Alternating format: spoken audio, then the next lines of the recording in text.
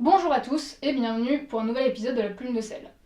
Il est vrai, il eût été pertinent de parler d'Endgame, mais vous verrez, tout ce dont je vais parler et qui concerne Thor Ragnarok comme tragédie se retrouve aussi dans Endgame, qui est une sacrée tragédie en elle-même. Mais parler d'Endgame ce serait vraiment trop spoilé vu qu'il est même pas sorti depuis une semaine, du coup on ne le fera pas. Et aussi, j'en ai pas le courage.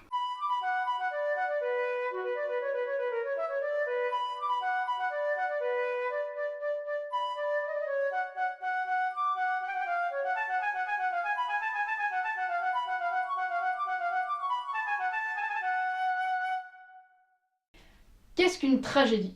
Généralement, une tragédie, on l'oppose à la comédie. Une tragédie, ça se finit mal et c'est triste. Une comédie, ça se finit bien et ça fait rigoler. Mais en réalité, une tragédie peut tout à fait être comique, tout comme une comédie peut tout à fait être tragique. Exemple. La tragédie des orphelins Baudelaire est très comique si on considère le ton adopté, le style, le grotesque des personnages et des situations. On dirait du Molière par moments. Et en parlant de Molière, deuxième exemple, Les femmes savantes. C'est une comédie, mais ça se transforme en tragédie si on prend en considération le personnage d'Armande.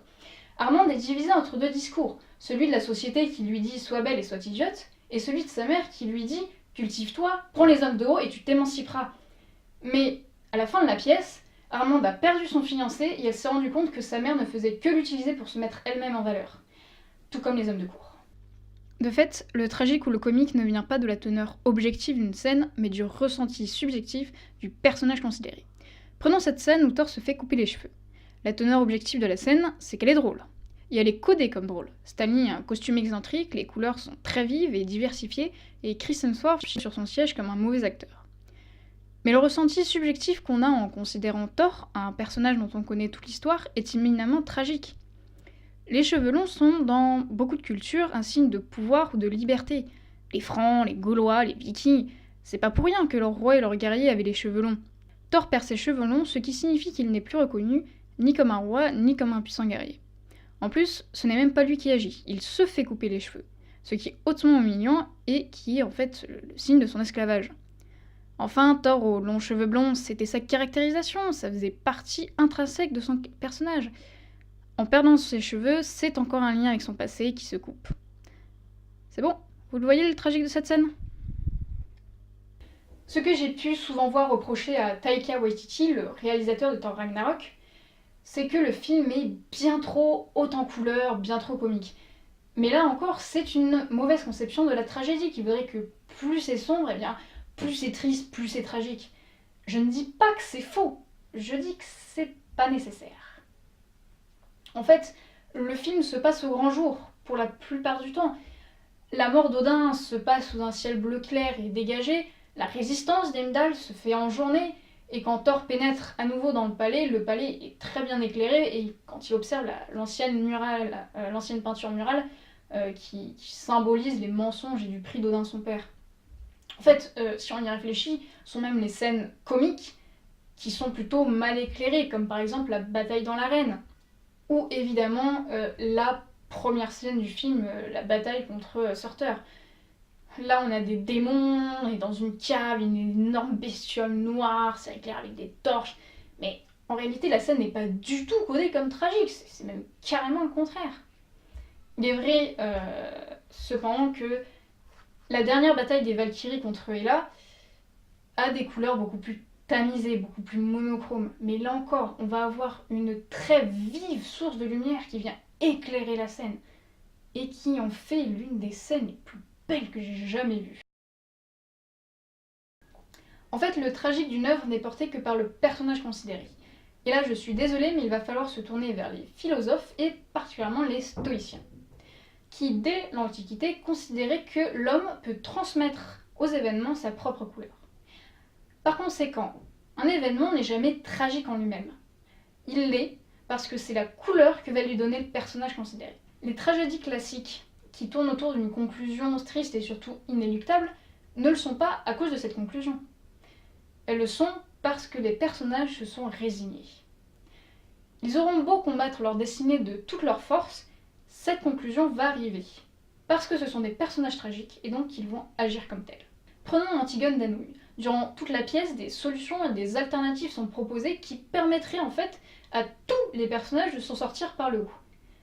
Mais Antigone mourra parce que Antigone est un personnage tragique. Elle l'a décidé elle-même. Ce n'est pas tragique que le roi ordonne la mort de quiconque ira enterrer son frère. Mais ça le devient lorsqu'Antigone décide d'aller le faire et d'en mourir de façon tragique. Dans Thor Ragnarok, cette conclusion triste et inéluctable, c'est la destruction d'Asgard. Et durant tout le film, Thor se comporte en héros tragique, qui va contre sa destinée et qui est prêt à tout, dont le sacrifice de sa vie, pour éviter que cette conclusion n'arrive. Mais ce n'est pas ça qui va empêcher la conclusion d'arriver, c'est l'attitude de Thor.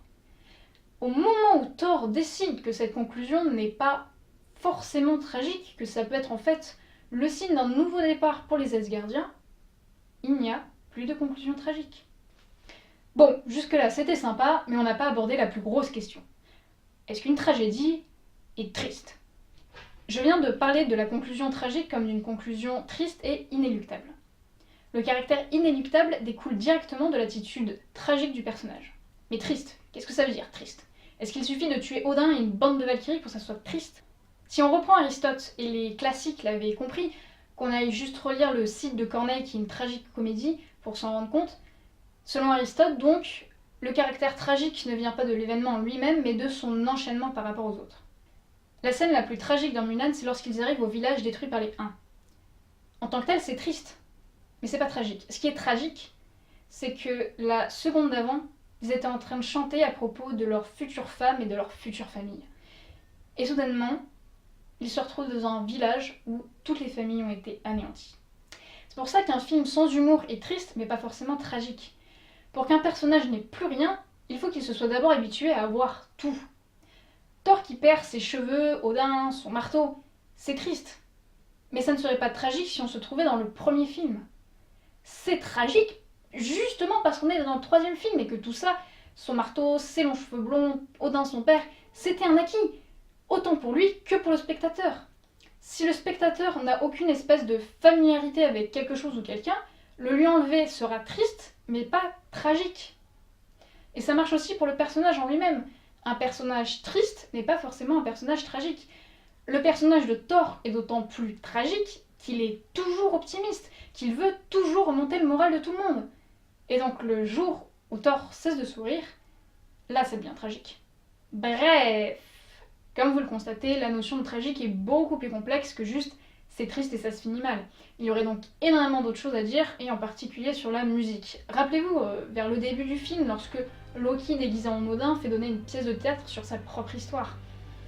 Lorsque le Loki de la pièce meurt, ce que chante le chœur, c'est la musique qui accompagnait la mort de Frigga dans Thor, le monde des ténèbres. Loki aimait énormément Frigga. Quand il reprend ce thème pour dépeindre le deuil de son frère par rapport à sa mort, ça montre l'affection de Loki pour Thor. En plus, c'est carrément un trou dans le quatrième mur, puisque ce thème musical n'était destiné qu'aux spectateurs et pas aux personnages. Vous savez comment on appelle ça d'ailleurs ? Du non-aristotélisme. Je crois qu'il y aurait quelque chose à aller voir de ce côté-là. Et ça sera pour une prochaine fois. Pour l'heure, bon vent et bonne lecture!